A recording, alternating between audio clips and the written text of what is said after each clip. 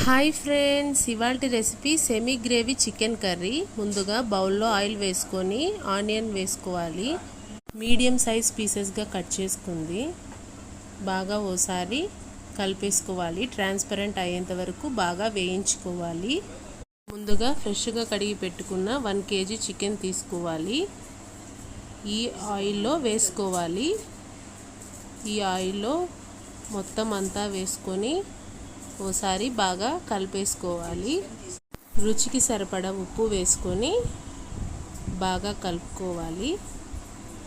ఇప్పుడు ఇందులో అంతా వాటర్ ఫామ్ అవుతుంది కదా, ఈ వాటర్ అంతా ఎగిరేంత వరకు మీడియం టు లో ఫ్లేమ్ పెట్టుకొని బాగా ఇలా కలుపుకుంటూ ఫ్రై చేసుకోవాలి. చికెన్ పీసెస్ స్మెల్ రాకుండా చాలా బాగుంటుంది. మొత్తం అంతా బాగా కలిసేలా కలిపేసుకోవాలి. ఈ పీసెస్లో వాటర్ అంతా ఫామ్ అవుతుంది. అది ఇంకా ఒక 15 to 20 minutes మూత పెట్టి ఉడికించుకోవాలి.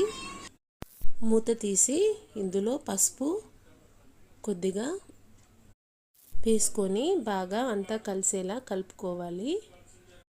సన్నగా తరుక్కున్న పచ్చిమిర్చి ముక్కలు వేసుకోవాలి. ఓసారి బాగా కలిపేసుకోవాలి.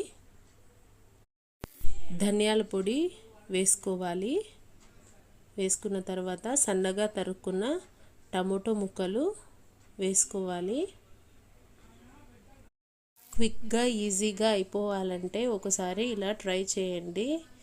కర్రీ చాలా టేస్టీగా ఉంటుంది. ఓపిక లేనప్పుడు. యాక్చువల్గా బయట ఫుల్ వర్షం పడుతుంది.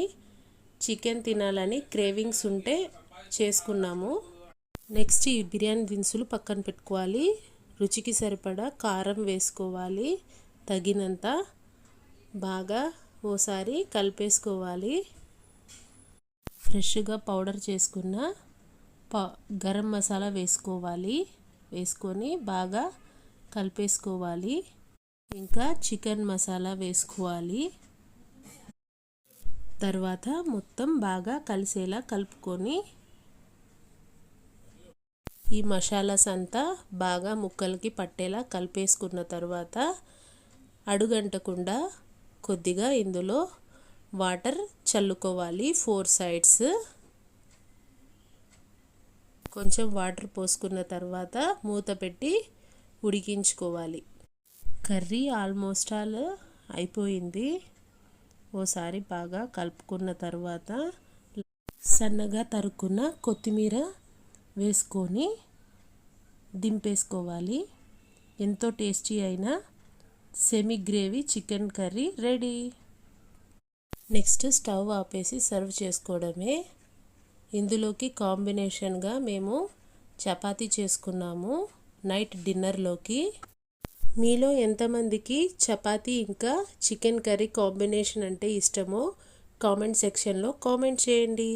For more videos please like and subscribe our YouTube channel Goldie Kitchen Magic World. Okay, bye bye.